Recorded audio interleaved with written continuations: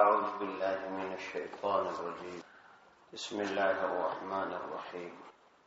مثل الذين ينفقون أموالهم في سبيل الله كمثل حبة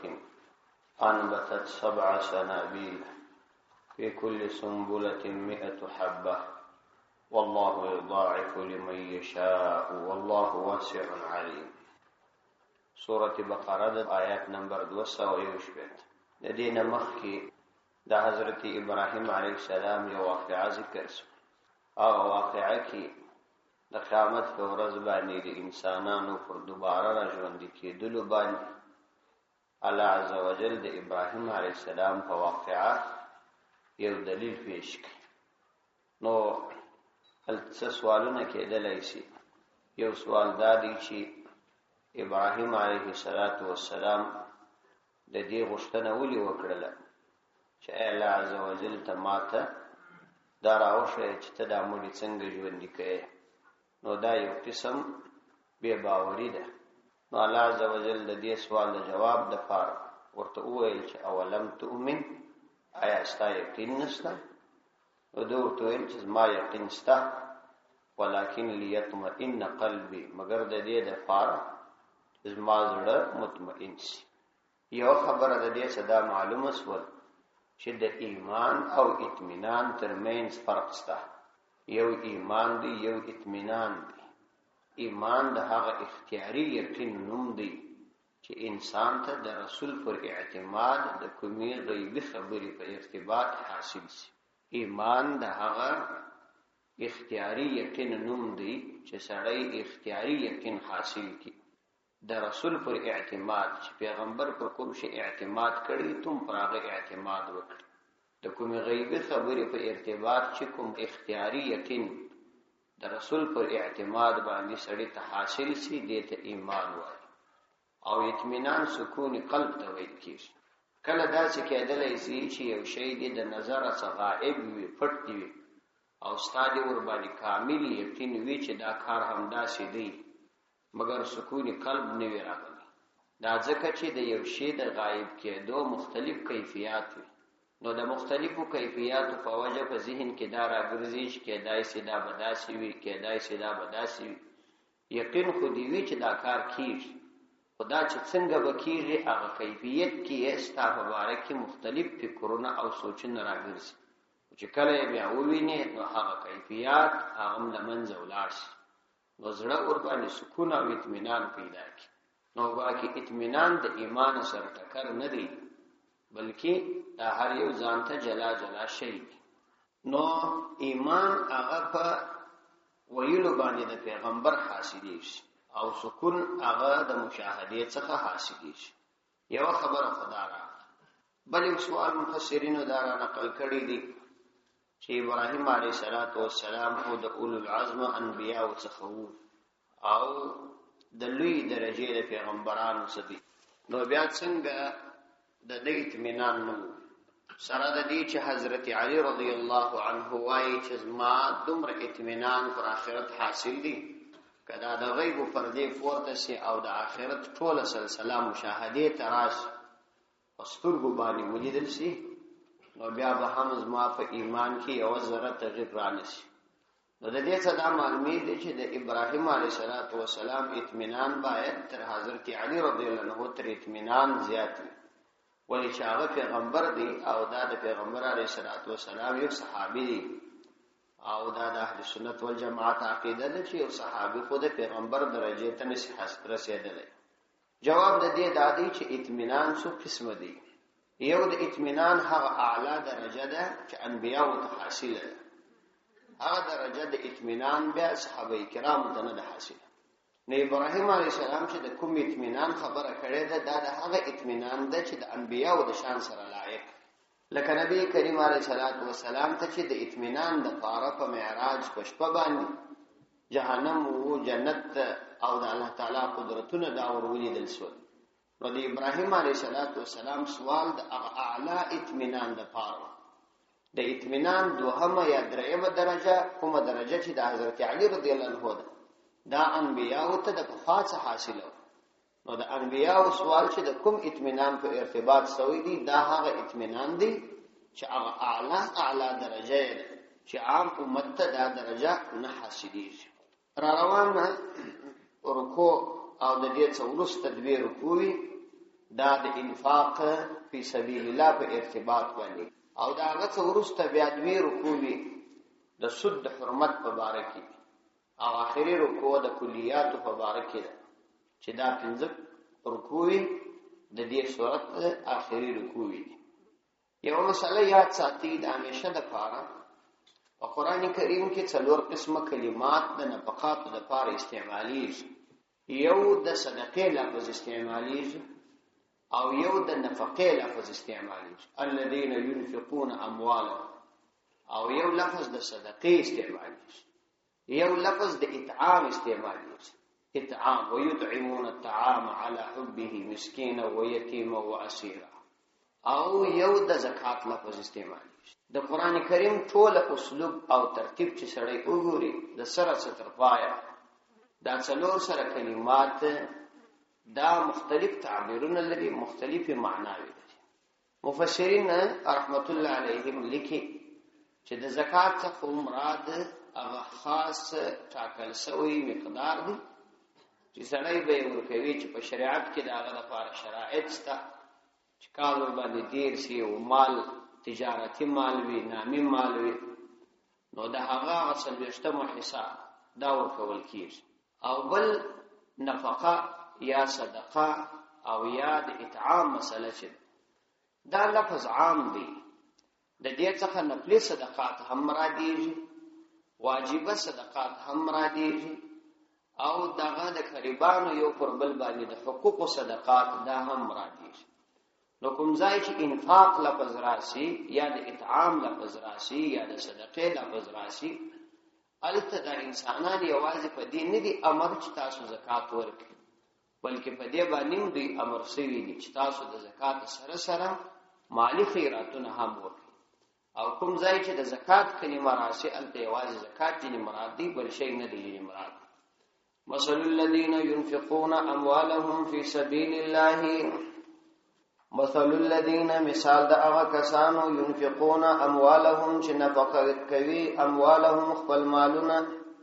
فی سبیل الله د الله تعالی فلار کې کمثل حبة لکه مثال د یو دانه انبتت 7 سنابیل چې راشنه کړي 7 سنابیل او وږي فی کل سنبلة 100 حبة،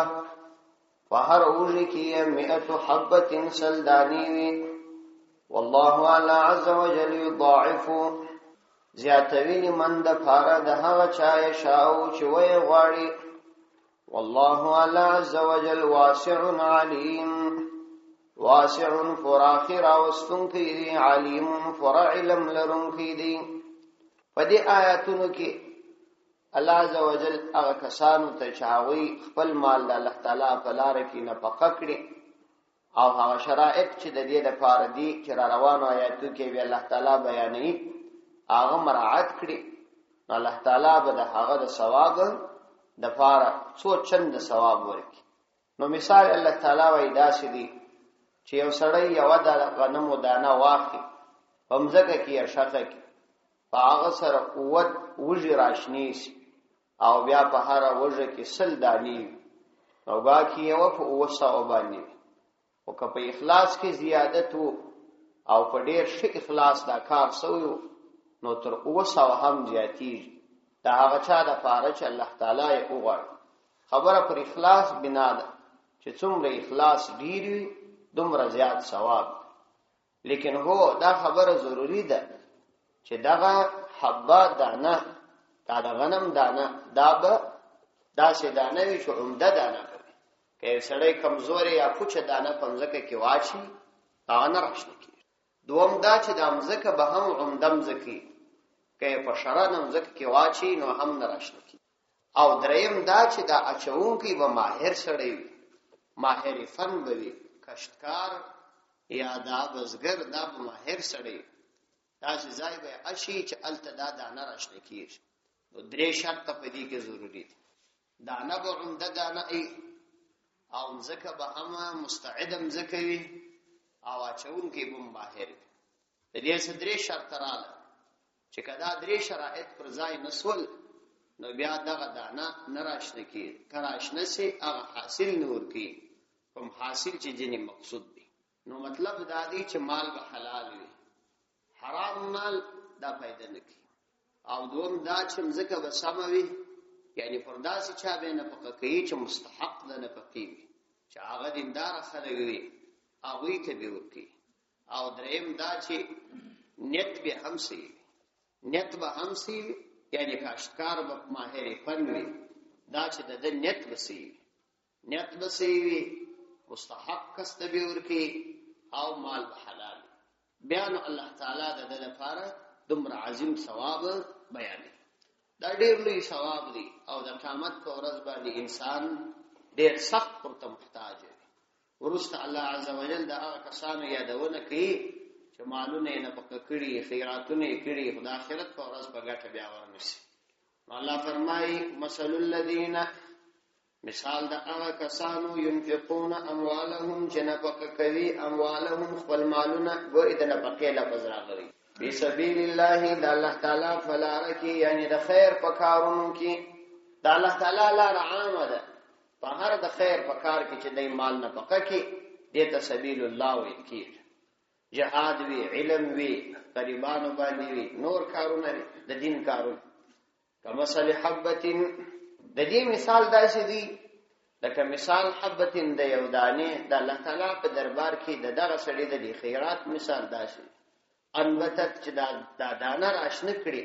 7 سنابیل او وږي راشنی فی کل سنبلتین هر وږه کې 100 حبتین سلدانی. نو همداسې الله تعالی د دې بنده ثواب ته 200 پوری ورسوي. والله الله عز وجل يضاعف زیاتوي لمن دفار د هغه چا یشاء چې وی غواړي،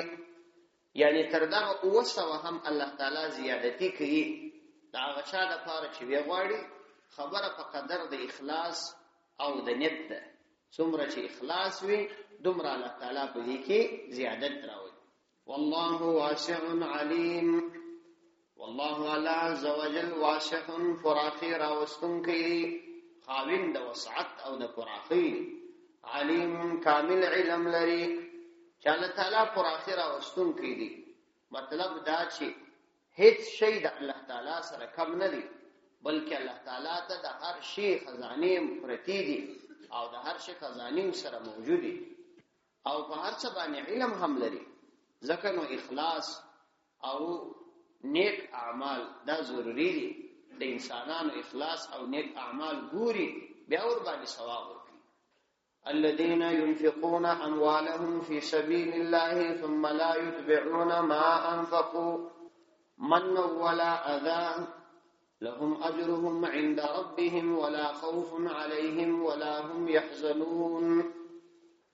الذين ينفقون اموالهم اغكسان چې نفقه کوي اموالهم خپل مالونه فی سبیل الله د الله تعالی فلارکی ثم لا يتبعون بیانور پسې کوي ما بغى صدقات انفقوا چې دین نفقه کړی وي منن احسان ولا اذن او نظر لهم دغه کسانو د فار اجر دی عند ربهم د دې درف دربار کې ولا خوف عليهم او پدوی هیڅ بیر نسته ولا هم يحزنون او نه بدوی غم جن کیږي. دی کی بیا دو شرط بیانې الذين ينفقون اموالهم او کسان چې نفقه کوي اموالهم خپل مالونه په سبیل الله د الله تعالی په لار کې ثم لا يتبعون ما انفقوا منا او بیا نور پسې کوي ما په هغه مال انفقو چې دینه پکې کړی وي منن څه احسان، یعنی کوم چاته چې صدقه ورکړي او یا د کوم چا سره د خیر او عمل وکړي بیا نو پر هغه باندې په ژبه احسانات نه وایي چې بار بار وي یادي چې ما ستا سره دا احسان کړی. یو اړه لا یادول منع، حتی چې ځینې علما وایي چې کچا د چا سره احسان وکړي او بیا یې په عام مجلس کې لا د هغه احسان یادونه وکړل وای د دې علامه دا ده چې په دې کې اخلاص نو. ثم لا يتبعون بانور فسکی فجبا هغه چاته چې د اعمال ورکړي ما انفقو د هغه مال چې دین فقه کړی وي منن احسان پر چا احسان نه چی ولا اذن او نظر یعنی د عمل چې ضرر هم نه معلومي نه په خپل باندې او نه د برتاو او د گزارې څخه داسې معلومیږي لکه دای چې هغه ته ضرر او تکلیف رسي لهم اجرهم د دې د فار اجر دی د دې د دغه نیکو اعمال عند ربهم د دې د رب په دربار کې الله تعالی به دې ته اجر ورکوي ولا خوف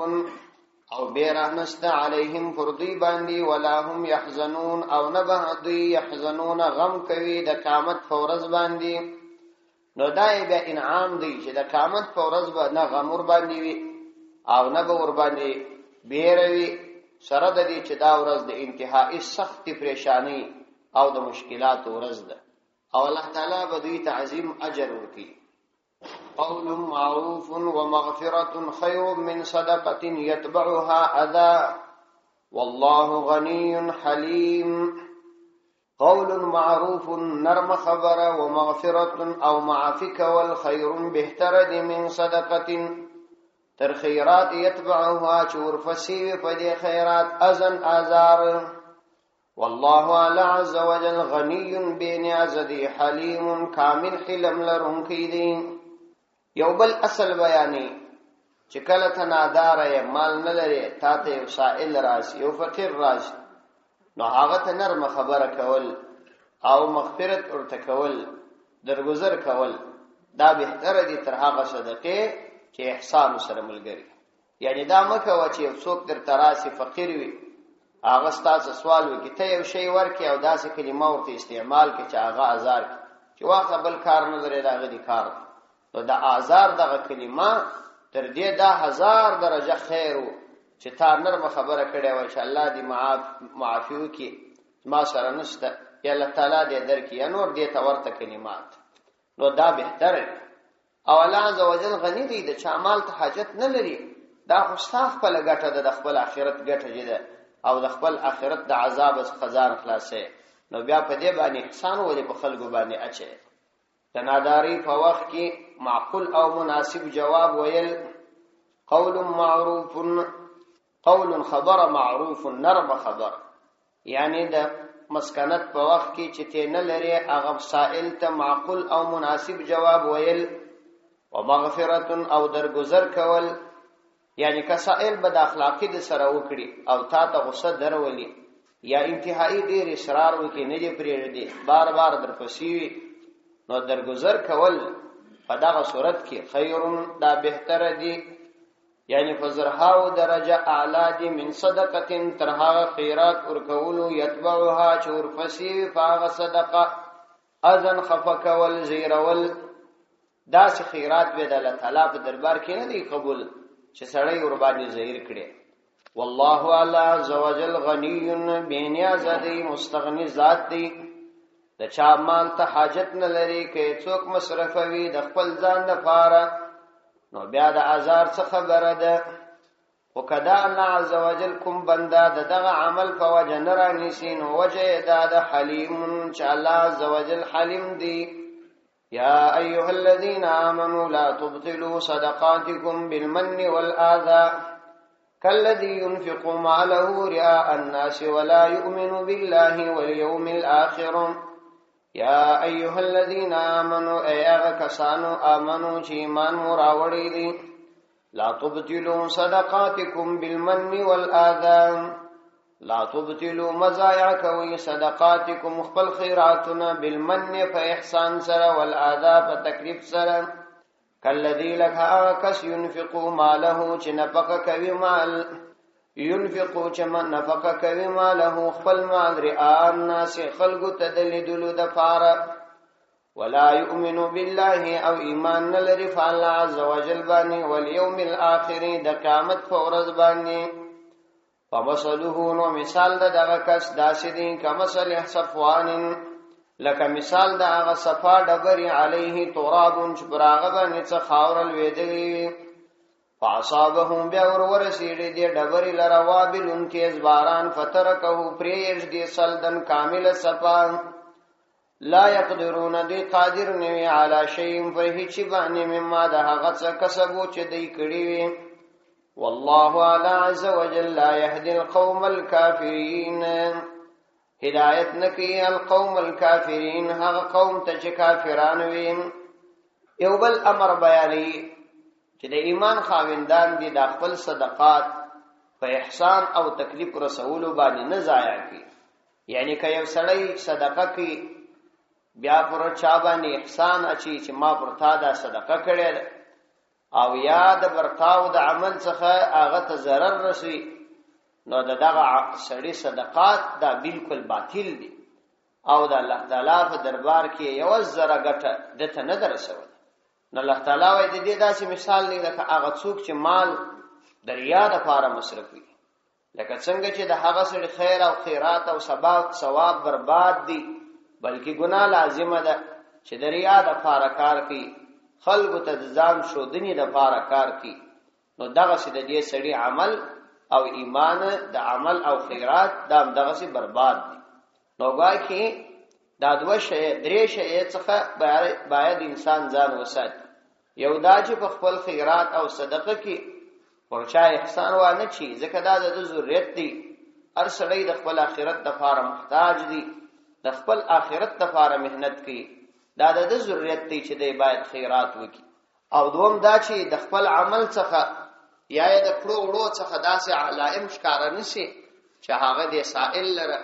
یا دغه کس لره چې دی د خیرات ورکړي هغه په ظاهر شي نو ایدا دغه چې عمل بربادي لکه داریا چې عمل بربادي مطلب دا چې ریا خو وي خو سخت بربادي نو دغه عمل دغه بربادي نو دریم دا چې عمل کې د ریا سزا ساتل پکار حضرت مولانا اشرف علي تهانوي رحمت الله علیه هغه وايي د عمل د پاره د ټول مهم شی دا دی چې سړی خپل عمل وساتي عملونه خو انسان ډیر کوي او بنیادی خبره دا ده چې د عمل حفاظت وشي د عمل د حفاظت وای تر ټولو بهتره خبره ده چې یو کو د عمل د کولو په وخت کې کوشش دا وکړه چې په عام محضر کې د شا سره کومک مکو بلکې د هغه حالات معلوم کا هغه مستحق دیندار سړی نو بیا د کومبل چا فلاس باندې شی ورواستو او یا خپل ورونه په اول خبره دا ده چې ته د خلکو د حال تحقیق وکړه کېدای شي یو سړی به ظاهري هغه شریف النفس انسان وي چاته به د سوال خبره نه کوي نه به د اندازه د معلومي او انتهایی زیات و محتاج وي نو یو خو د خلکو د حالت تحقیق کوي یوازې ظاهري حالت ته مګوري دوم دا چې خپل کوشش دا وکړي چې وروړي یا په بل چا وروړي په عام محضر کې مور کوي په دې کې دوه تاوان یو تاوان دا دی چې ستاسو د عمل څخه د ریا بوی معلومي بل دا چې د هغه سړي عزت ته تاوان دی هغه د خلکو مخ کې یو قسم غریب او خار معلومي چې دا دواړه صورتونه په شریعت کې منع دي او دریم دا چې د عمل د خیرات د کولو څورسته ځان داسې مو معرفي کوه چې ګواکې ما یو قسم کار کړی دی باید زما خبره یا زما عمل دا ته را سره ومني ځکه چې ما یو قسم کومک د سره کړی د دې څوم ځان ساتل پکار دی ډېر ضروری ده چې سړی د دې ځان وساتي چې د عمل څخه داسې یو شی ښکارا نشي چې ما ته نوم باید ته یو څه ترجیح راکې ځکه ما خو نو د پلانې کار کړی د دې ځان ساتل پکار او بل دا چې په عمومي مجلسونو کې دغه خبرې د یادولو ضرورت هم نه وي چې سړی دا یادوي چې داسې وسو کبیل فرض یو وخت ضرورت وي د تحدیث نعمت په شکل باندې بیا د ځان نه یادي بلکې د یو چا په حواله دی چې پلانې داسې یو کار کړی کنور ته د ترغیب نیت وي او بنیت کې خرابې نه وي نو الله فرمایي یا ایها الذين امنوا لا تبطلوا صدقاتكم بالمن والاذى کلذی لک هغه کس چې باطلوي یعنی خپل خیر او ثواب باطلوي او بربادي او ګناه مر باندې لازمي ينفق ماله چې نفقه کوي خپل مال رئاء الناس د فارد شودل الناس د خلقو ولا يؤمنوا ایمان لري بالله فلا عز وجل باندې واليوم الاخر د قیامت فورز باندې مراد دلته ورسره منافق دي یعنی هغه منافق چې ایمان هم نه لري او د ریا د پاره کار کوي د ریا د عمل ځان ساتل ډیر ضروری دي کله د سړی ریا د عمل څخه معلومیږي یو سړی مسجد جوړ کړي پر مسجد باندې خپل نوم کښیر، دا خپل د ریا عمل دی، په دې کې وزر ثواب نشته. یا یو بل د خیر کار وکي ځان ته منسوب کی یا قوم ته منسوب کی، دا خپل د ریا عمل دی، په دې کې هیڅ ثواب نه راځي، ځکه د عمل د عمل میږي ولو کدی په خپل باندې نه وای. یا یو سړی یو مسجد جوړ کی یا یو ځای برابر کی او د هغه ځای داسې تصرفات کوي چې خلکو ته دا وشي چې ګواکې دا کار د کړی دی ولو که په خپل باندې نه وای او لیکلی نه وي او د عمل سره دا معلومي. الله عزوجل د انسانانو په نیتونو باندې خبر دی چې د دې بنده نیت څه شي دی، نو د ریا څخه ځان ساتل ډیر مهم دی، کنه هیڅ ګټه نه کوي د الله تعالی په دربار کې. ځکه دې طالبانو ته دا وایم او د ازمن او استادو د لپاره دا ډیره ضروری ده چې د خپل نیت اصلاح وکړي. دا ځکه چې ټوله دنیا زموږ صفت وکړي، دا ټول اخبارونه، دا ټلویزیونان، دا رادیوګانې، دا ټوله دا صفت وکړي چې دا پلانې داسې خو چې د الله په دربار کې ځان قبول کړي نه دا یو سره ګټه ده چې دا ټول عالم دي صفت وکړي چې داسې مساجد یې جوړ کړ، داسې غټه برمې اواللې او دا کارونه وکړ. کدی په نیت کې خرابي و یو زره الله نه قبول، ځکه الله تعالی ولی نه قبلي، الله تعالی محتاج نه دی. چې الله تعالی محتاج نه دی د خپل بندگانو څخه شی د خپل اصول مطابق وایي. کله الله تعالی د اصول څخه یو زره تغییر رالی الله تعالی نه قبلي. فمثله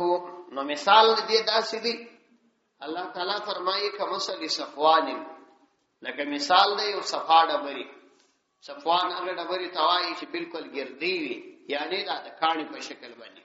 لکه صفا ډبر علیه چې پر دې ډبره باندې تراب خاور وي، یعنی د څخیرو او شو په خاطر باندې څخاور دا ور باندې راجم سوی. فاصابه بیا ورسیږي دې ډبري لره وابل تیز باران باندې اوري، فترکه نو وګرځي، یعنی پریز دې دا ډبر سلدن بالکل صفا خاور ګرځي جنیوسی، نو دا ډبر بالکل صفا پاتې. نو دا سړي چې دا څومره خیرات کړی دي دا د قیامت پر ورځ داسې برباد دي، هیڅ شي نه دی ورپات. څنګه چې دا غړبره په دې وجه باندې دا باران صفا کړ، نو داسې د دې سړي د دې منافق د لاس خرڅوي مال ظاهري خو دې نیک عمل بولي او د ثواب په امید یې کوي، خدا چې په نیت کې خرابي و نو د نیت د خرابي په وجه هیڅ ثواب ورته حاصل نشي. دغه ظاهرا د نیک عمل کاوه او د ثواب په امید یې کاوه، خو د نیت د خرابي په وجه دا ټول عمل برباد شو. الله دې موساتي. فمثله كمثل صفوان، نو د دې سړي مثال داسې دی لکه مثال دا ډبري علیه تراب شباغ باندې خاور وي، فاصابه ورسیلی هغه ډبري لره وابل تیز باران، فترکه نو پرېږ دې سلدن بالکل صفا. لا يقدرون قادر نوی علی شیء په هیڅ باندې مما د هغه څه کسبو چې دوی کسب کړی وي. نو کوم څه چې دوی کسب کړی وي هغه باندې دوی قادر نوی چې د قیامت پر ورځ لاس تراوي، ځکه مکسوب مال خو نیک عمل دی، یعنی دوی چې کوم شی کسب کړی دی د دې مال د نفقې په وجه خو نیک عمل او هغه لاس تراوړل او د هغه نیک عمل لاس تراوړل د ثواب کارو. نو دا ثواب د حصول د پاره خو شرط ایمان او اخلاص وو، چې دای دا ثواب حاصل کی شرط ایمان او اخلاص وو، او دا دواړه په دې کې مفقود دي ورک دي نشته، ځکه چې هم د نفاق په وجه باندې العیاذ بالله کافر سوی دي او هم د ریا په وجه باندې عمل برباد سوی. والله اعلی عز وجل لا يهدي هدایت نکی القوم الكافرین، او قوم لره چې کافر وي، یعنی الله عز وجل ورته د جنت لار نشي. ومثل الذين ينفقون اموالهم ابتغاء مرضات الله وتثبيتا من انفسهم كمثل حب جنة بربوة اصابها وابل فاتت اكلها ضعفين. ومثل الذين مثال دا کسانو ينفقون اموالهم چې نفقه کوي خپل مالونه ابتغاء د پاره د تلاش مرضات الله د الله تعالی د رضا او تثبیتا د پاره د عادی کول من انفسهم د خپل ځانو. کمثل جنت مثال داسې دی لکه هغه باغ بربوة چې پر یو لوړم زکوي اصابها اور ورسیږي دی باغ لره وابلن تیز باران فاتت نو ورکړي او کله میوه ضعفین څو چند. فإن لم يصبها كشير ونرسير دی باغ لرا وابل باران فطل نرم هوام کفایت وکړي. والله عز وجل بما تعملون بصير. الله عز وجل بما فاغ تعملون چې تاسو یې عمل کوي بصير کامل لیدونکی دی. اوس بیا یو بل مثال الله تعالی د هغه سړي بیانې چې پنځت کې اخلاص وي او کار صرف د خدای عز وجل د رضا لپاره کوي. دا هغه مثال داسې دی چې هغه لکه یو باغ چې پر یو لوړ ځمکه باندې، یعنی دا چې د شبنم څخه محفوظ ځمکه وي او همې هوا تر تازه وي، نو په هغه باندې چې کله باران اوري د ضرورت په اندازه اوبه په دې باغ کې پاتې شي، بلابود اوبه د دې باغ څخه ولاړې شي. نو دا چې هوا هم خوشګواره او نرمه هوا وي او هم په یو لوړه ساحه باندې وي، بلابود اوبه هم ځینې وځي، نو معمولی باران هم فائدہ ورسي. نو دا داسې باغ وي چې د هوا د شوالي په وجه او یا دا چې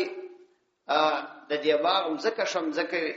نو په یو وخت کې 2 واره میوه ورکي، یا ګواکې په یو فصل کې 2 واره میوه ورکي. نو د دې مثال وای دغسې دی چې یو سړی د خدای د رضا لپاره خپل مال مصرف کړي او د دې لپاره مال مصرف کړي چې د ځان سره عادي کړي. ولی در ټول مهمه دا ده وای چې انسان د خپل نفس مقابله وکړي او انسان ته وای تر هر شي محبوب مال دی. انسان که خپل محبوب شي د خدای په لار کې مصرف کړي، نور عبادت بیا ورته اسانه کیږي. ځکه مال مصرفول هغه اول زینه د مجاهدې او د مهنت.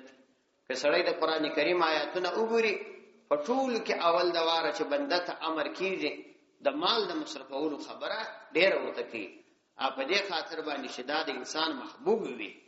ومثل الذين مثال دا کسانو ينفقون اموالهم چې نفقه کوي خپل مالونه ابتغاء د پاره د تلاش مرضات الله د الله د رضا د پاره، چې دا د اعمالو څخه معلومیږي، یعنی دا د عمل د معلومیږي چې د خدای د پاره کوي. وتثبيتا من انفسهم او د پاره د عادی کولو د خپل نفس من انفسهم د خپل ځانو څخه، یعنی د دې د پاره د اعمال نه پکې کوي چې پر نفس کلک بوج دي او د غدی د خپل نفس عادی ګرځي، تر څو چې دا نفس عادی شي د الله تعالی په لار کې د مال مصرفولو سره. نو په دې وجه باندې بیا نور اعمال آسانه کیږي او په سهولت د دې نفس څخه صادریږي. کما مثل جنتین، نو دغه کسانو مثال داسې دی لکه هغه باغ بربوتین چې پر یو لوړم ځکه باندې وي چې هوا یې لطیفه او بار آوروي. اصابها وابلون چې ورسیږي دغه باغ لره وابلون باران، نو دغه باغ د لطیفه هوا او د باران په سبب تر نورو باغو یا نورو وارو اعلاوي. فعتت اکلها، نو ورکړي دغه باغ اکلها خپل میوه او ضعفین 2 چنده، یعنی په یو فصل کې 2 واره میوه ورکړي. فإن لم يصبها وابل، الله تعالی فرمایي فإن لم يصبها كون رسير دی باغ لره وابل باران،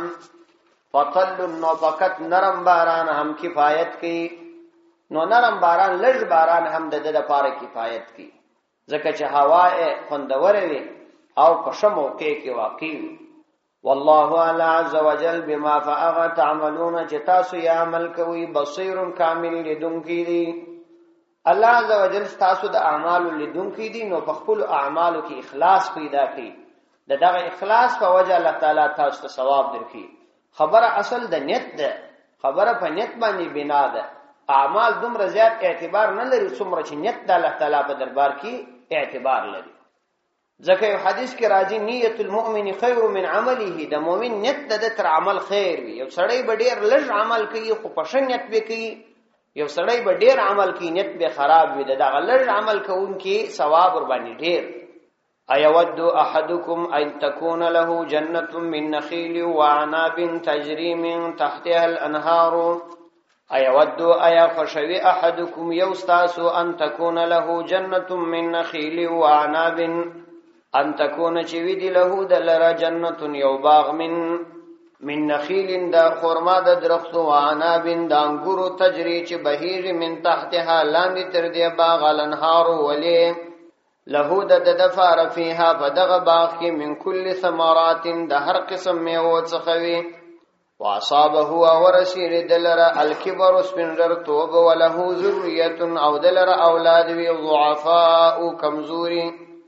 فاصابها ورسول دی باغلر اعصار سخت تیز یخباد فيه نار باغ کی اورم وی فاحترقت نویس وزدا باغ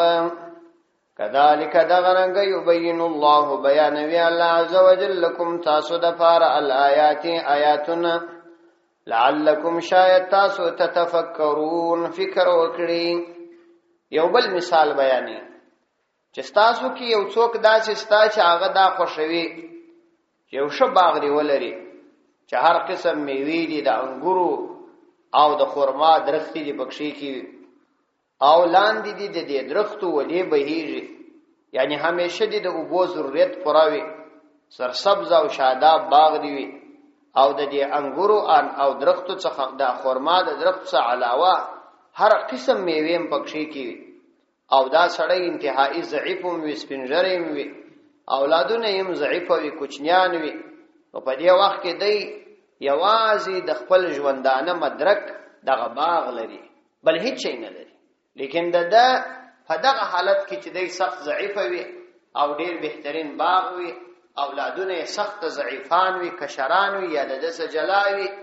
نو دغه باغ ته یو داسې باران راشي چې اور پکښې کې وي دا باغ وسوځي تبای ستاسو یو څوک دا عمل خوشوي ښکاره خبره ده چې دا هیڅ څوک نه خوشي نو وای څوک چې په دنیا کې عمل وکي او د قیامت په ورځ دغه حالت وي په دنیا کې خود ډیر مال مصرف کړي ډیر پیسې مصرف کړي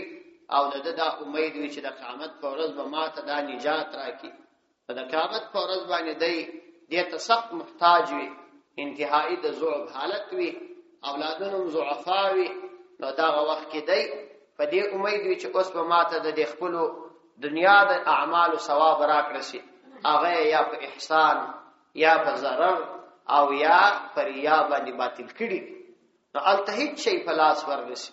نو دا سخت د پریشانی حالت دی نو الله فرمایي تاسو د فکر ذکر واخلي به فکری مکوي بلکې د اعمال په وخت کې د خپل نیتونو د اصلاح انتهایی زیات فکر کوي. ایا ود احدکم ایا خوشوی استاسو ان تکون له جنته چې ویلي دلره یو باغ من نخیل د خرما د درختو و اعناب او د انګورو تجری چې بهیږي دي من تحتها لاندې د هغه د باغ در درختو الانهار ولی یعنی چې سرسبز او شاداب باغ وي له دغه کس لره فيها په دغه باغ کې من کل ثمرات د هر قسم میوه څخه وي یعنی د انګور او خرما څخه علاوه واصابه او ورس رسیدلی وي د کس لره الکبر بډاوالی سپنجرتوب انتهایی سپنجری وي یعنی زمانه د شدت احتیاج وي وله ذریه او دلر اولاد هم وی ضعفاء کمزوری چې دای د هغه څخه د غټي وټي هیڅ تمع نه کوي د غټي اوازنۍ مدرکې دا باغ وي فاصابه بیا ورسیل دی باغ لره اعصار سیلی اعصار اغا یخ باد توای چې باران سره ملګری فيه نار فدی کی اور وی یعنی د اور ماده پکښ موجوده وي دا سخت یخ باد سره یو قسم اور ملګری وي چې د ګل د پاره سخت بد تمامید فاحترقت ويسوزي دغه سخت سیلی چې ور باندې راسي دا باغ وسوسي نو ښکارا خبره ده چې د هیڅ چا دغه حالت خوش نه دی چې دغه یو حالت دی باندې راشي نو بیا دغه حالت سره مشابه دا د هغه چا صدقه ده او خیرات دي چې نیک کار یې کړی وي او خیرات یې کړی او د قیامت په ورځ ورته امید لري او دا وخت د شدت احتیاج وخت وي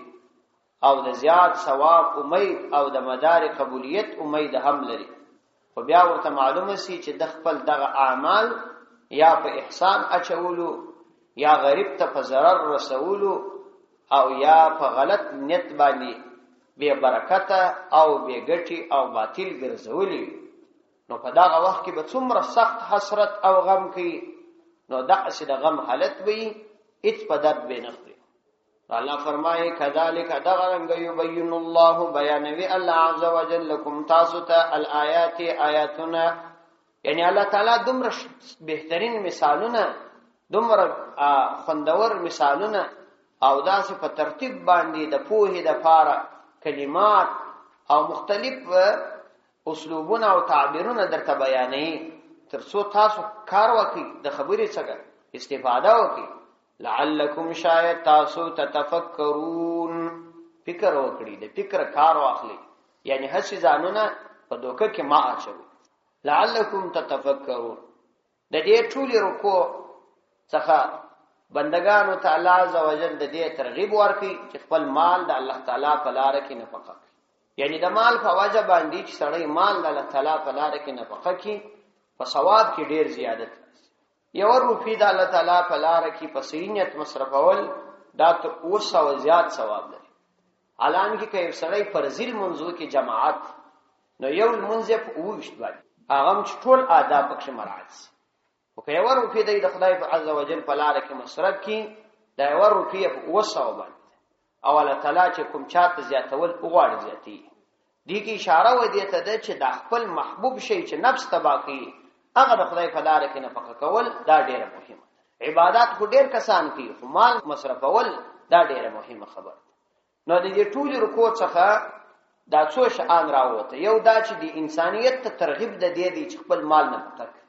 دوم دا چې د مال د نفقه کولو د لپاره هغه شرایط او اصول په نظر کې ونیسي چې الله عزوجل داغه په وجه تاسو مال قبلوي نو هغه شرایط تقریبا 6 راوځي اول شرط دا دی چې مال باید حلال یعنی دانه باید عمده وي مال باید حلال مال حرام مال د الله تعالی په دربار کې نه قبول دوم دا چې دغه مال باید د سنت طریقې مطابق خرڅ د مال د مصرفولو په وخت کې باید نه پر چا احسان واچي او نه باید ستاسو د عمل څخه هغه ته ضرر ورسي دا دوا دریم مطلب دا چې د نور حقوق د مال په مصرفولو کې ضایع نه کړي دا سنې چې مال مصرفوي په هغه مال کې د فند حق در سره وي د وډونو حق در سره وي د یتیمانو حق در سره وي دا بیا نه دی مقبول د الله په لار کې یو ځینې کسان به دغه کې د یتیمانو حق مر سره وي د فند د مر سره وي د وډونو د مر سره وي بس د خیراتونه کې یو ځره ګټه نه ورته کې د بل په مال باندې خیرات کې دا جایز نه ده یعنی مطلب دا چې مال به د سنت طریقې مطابق وي چې د نور حقوق پکې ضایع نشي دریم دا پر داسې کسب مصرفه چې هغه کس د الله عزوجل دوست وي یعنی دا استاد مال د مصرفولو په وجه هغه نور د دین خدمت وکي او دیندار کس وي یا د قریب وي یا یو عالم وي یا یو بل غریب دیندار سړی وي یا مجاهد وي پر داسې چا باندې صحیح مصرف باندې د اسلام دشمنانو ته به نور کوي څلورم په خیرات ور کولو کې به پر چا احسان نه اچي پنځم کوم چاته چې صدقه ورکړي دا غ سره به داسې گزاره نه کوي دا مال چې ورکړي په داسې طریقه باندې به د مال نه ورکړي چې د هغه ستاد ورکولو څخه دا معلومه سي چې ته د هغه سړي یو قسم سپکاوي کوي یعنی ستاد برتاو څه به د هغه سائل او د فقیر تحقیر نه راځي چې داسې نه چې د هغه تحقیر یا د هغه سپکاوي راشي دا بني دا پنځم شرط شپږم شرط چې کوم شی مصرفه یا صدقه کوي اخلاص او صحیح نیت بدی بیا به دغه عمل د الله تعالی په دربار کې مقبولیت ته رسي او دا بالکل سړی کولای شي دته باید سړی متوجي شي صدق الله العظیم